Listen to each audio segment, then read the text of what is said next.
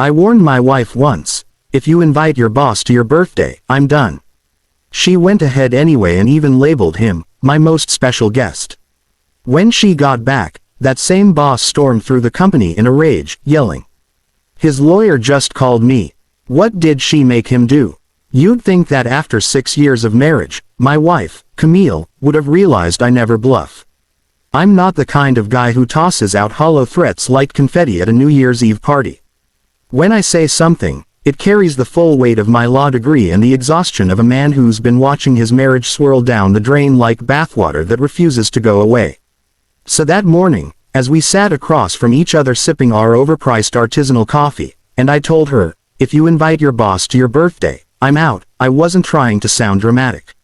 I wasn't jealous, insecure, or whatever term she'd probably later Google to justify brushing me off. It was a warning for survival, the kind you give someone before they step on a landmine disguised as a LinkedIn connection. Of course, she laughed. Not a small, polite laugh either. No, it was a full head thrown back kind of laugh, like I'd just cracked the world's best joke. Relax, Mason, she said, waving one hand dismissively while scrolling on her phone with the other, probably already adding Grant to the guest list in her head. He's just my mentor, she added, saying that word like it meant something sacred, like she was talking about Gandhi or Oprah. Meanwhile, I'm sitting there thinking, mentors usually don't text at midnight with lines like, don't forget the red dress. My favorite, but what do I know? I'm just the husband. The guy paying half the mortgage and existing mostly to nod along with whatever fantasy narrative she's selling that week. Yeah, mentor, right. Because nothing screams professional development like a married man reminding a married woman which color dress he prefers. I'm sure that's covered in one of those leadership seminars, right after, synergy, and before, paradigm shifts. The whole thing made my skin crawl. But pointing that out would have only earned me another lecture about how I don't understand office dynamics, and how networking is essential in marketing. Sure, sweetheart, network away. Just don't act surprised when your network starts looking like an affair waiting to happen. I could already see it unfolding like a bad movie, disaster loading bar slowly filling, 1 dot, 2 dots, connection complete. Welcome to hell, population. Your marriage. Camille had this maddening habit of confusing attention for admiration.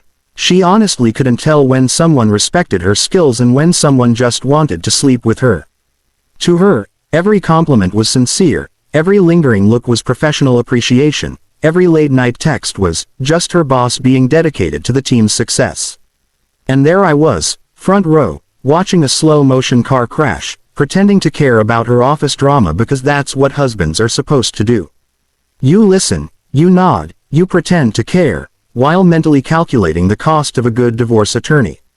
That night, while Camille sat surrounded by laptops and notebooks, orchestrating her perfect party like a general preparing for battle, ordering metallic balloons and a custom cake shaped like her initials, I was ordering something else entirely.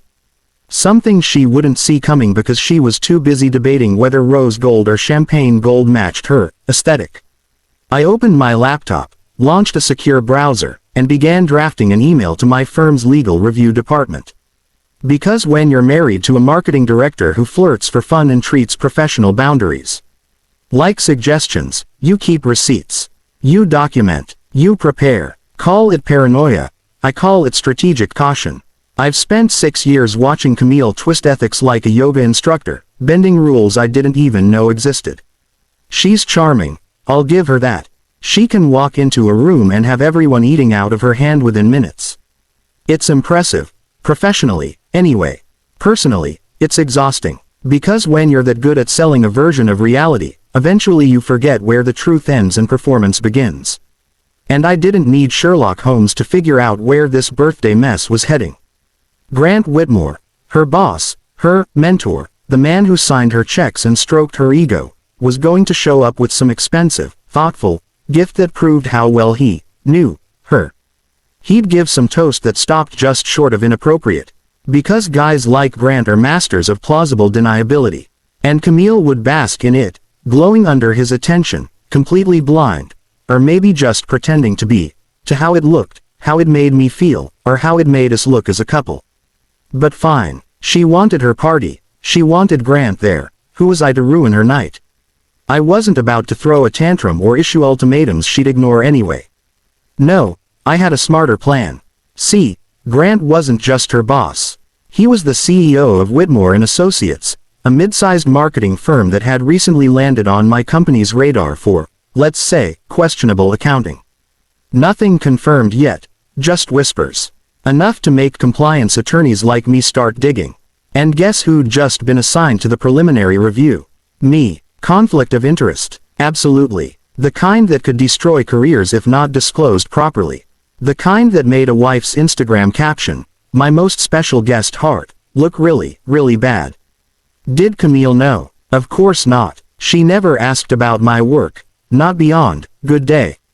Or, "Stressful day." So while she sat there humming along to some pop song, handwriting invitation envelopes with perfect curls, I was opening secure files, taking notes, just in case. Call it petty, call it calculating, I call it insurance.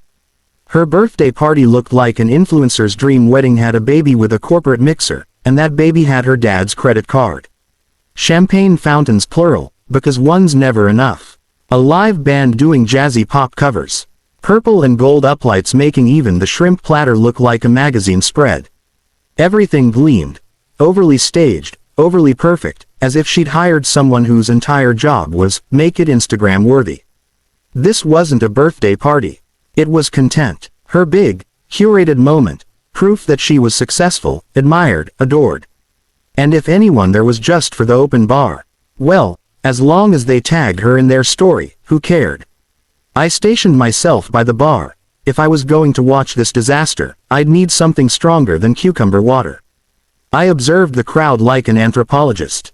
Coworkers dressed for a gala, not a backyard event. Neighbors, awkward and overdressed. Influencers with ring lights already recording.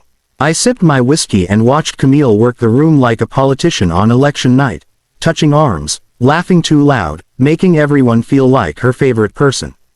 And of course, she was wearing the red dress. The one Grant had texted about. The one that cost more than our utilities. Her hair, perfect waves that took 2 hours and a professional stylist. Makeup flawless. She looked incredible, as always. That was never the issue. The problem arrived at 8:15, fashionably late, because men like Grant think, making an entrance, is a personality trait. I spotted him before she did. He paused at the entrance like he was waiting for a spotlight. My pulse spiked so fast my Apple Watch probably logged it as exercise. Grant had the charisma of an expired credit card and the charm of a parking ticket. He strutted in like a rooster who just won a fight, wearing sunglasses indoors and carrying a massive designer gift bag like it contained the meaning of life. His suit screamed, "I make more than you." His hair glistened with $40 a jar pomade, and his smirk, God, that smirk, said he believed every bit of his own hype. Camille saw him and lit up like a Christmas tree. She excused herself mid-conversation and practically floated toward him. The hug was too long, too familiar. He whispered something that made her laugh, that real laugh she used to save for me.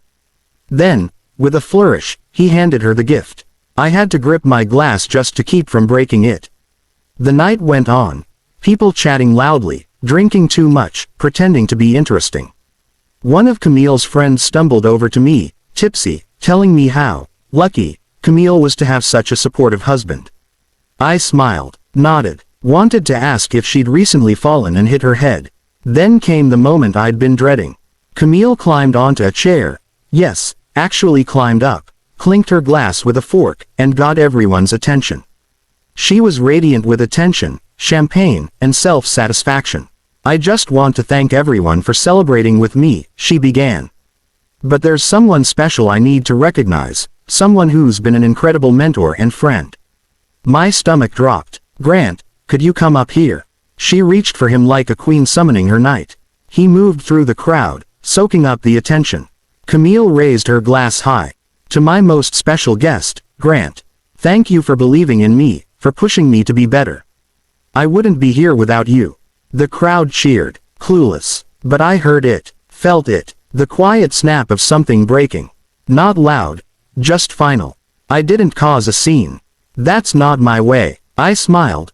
the kind of smile that hurts your face. Drained my whiskey, set the glass down carefully, and walked up to her. Leaned close enough that only she could hear and whispered, "Happy birthday." Then I left. No yelling, no theatrics. Just left, like a man clocking out of a job he should have quit years ago. Keys, door, silence. The music faded behind me as I drove away. For the first time in months, I could breathe. She didn't call. Not that night. Not at all. No. Where are you? No. Are you okay? Not even a passive-aggressive question mark text. Nothing. Radio silence. I guess when you're starring in your own birthday movie, the husband is just background talent, replaceable, invisible. I drove aimlessly until I found myself at a 24-hour diner off the highway, the kind that smells like coffee and regret. Ordered burnt coffee and sat watching my phone stay dark. She was probably still at the party, still laughing, still pretending everything was perfect. While she cut her cake, probably vanilla bean with edible flowers, I was cutting ties. Quietly, efficiently. Being a corporate attorney teaches you how to protect yourself, how to move assets, how to build invisible walls.